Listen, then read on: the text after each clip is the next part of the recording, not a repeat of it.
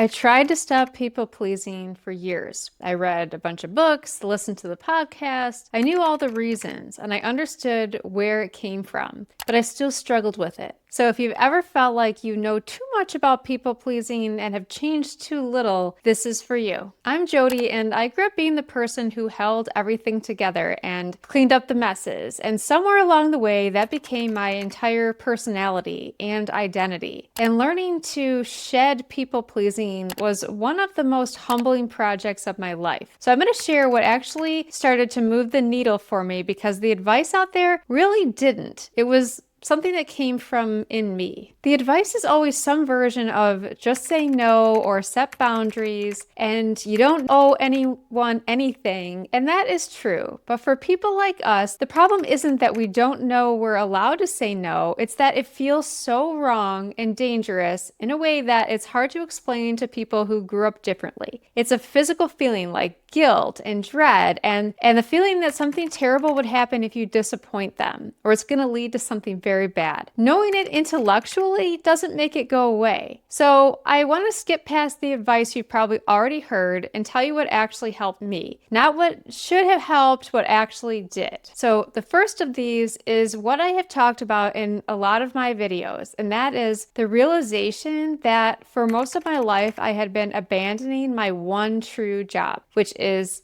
to take good care of myself. This simple fact makes decision making around people pleasing so much easier. I know it might sound kind of silly, but that's the kind of question I ask myself when someone wants me to do something that I know isn't the right thing for me, it's the right thing for them. And sure, like sometimes you do things that are just for other people, obviously. But I'm talking about like the life impacting stuff, those tough decisions, when you are drawn to pleasing them by saying yes when you really want to say no. When I would say, is this good for me? Is this going to help me take good care of myself? Then the decision making was a lot easier. Sometimes I decided to help them anyway, to do what they were asking me to do anyway. Other times I realized very early on after asking that question that it wasn't the right thing for me and that if I am going to do a good job in taking care of myself, I need to make decisions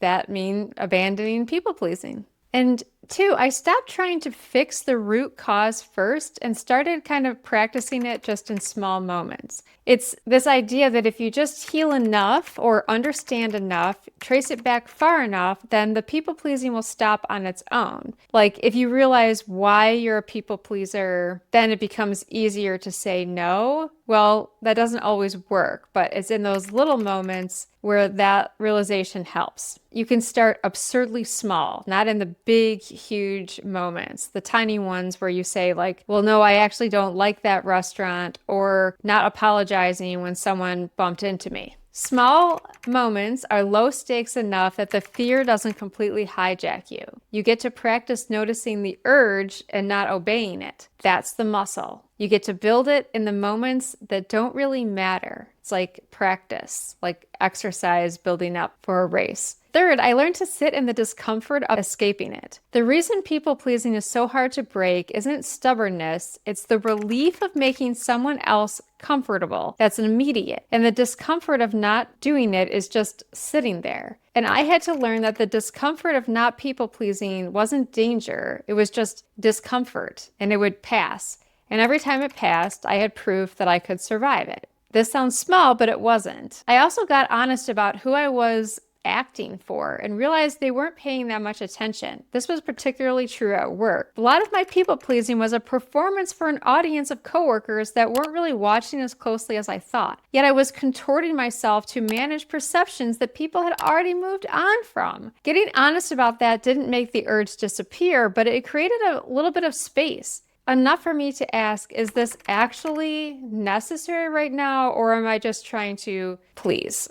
Am I just scared? And I started connecting the impulse back to what I actually needed. This one was the slowest and most useful. When I felt the pull to over-explain or over-apologize or shrink down, then I started asking, what do I actually need right now? What am I not saying? What is the right thing for me? People pleasing is often a detour around the thing that you actually want but don't feel entitled to ask for. Getting good at noticing the detour helped me start finding the actual road. And this connects back to the bigger point from earlier. I was never taught that my needs were worth asking about. So I was taught to manage everyone else's. Learning to people please less was really a slow, very clunky way of learning that my primary job was to take good care of myself, not everyone around me. And I don't think people pleasing is a personality flaw, actually, or a bad habit. Sometimes it's what makes you a wonderful person. And it's what happens when you grow up believing that your job is to manage everyone else's experience. The real work isn't learning to say no, it's learning that your job was always something else, that your needs matter, that taking care of yourself isn't a betrayal of the people you love. It's the thing that you were always supposed to be doing. It is your job. Living to that job is what makes all the decision making so much easier. If any of this sounds like where you are, still knowing it but not changing it, I just want to say once more that the gap between understanding it and actually shifting is real. And it just means you're human and you're working against something that was programmed into you really early on. And it takes time, it takes practice, and I'm still working on it, but it gets easier. If this resonated with you, I put together a free guide called The Blueprint You Never Got, and it's for people like us who spent their whole life taking care of everyone else and are ready to start taking care of themselves. And it's available at the link in the description. It's the thing I wish I'd had years ago when I was trying to figure all of this out on my own. And if this video found you at the right moment, please subscribe because I make videos about this exact stuff every week. And if this resonated, I think you'll want to watch the next one, which goes a layer deeper into where a lot of this comes from. I'll see you in the next one.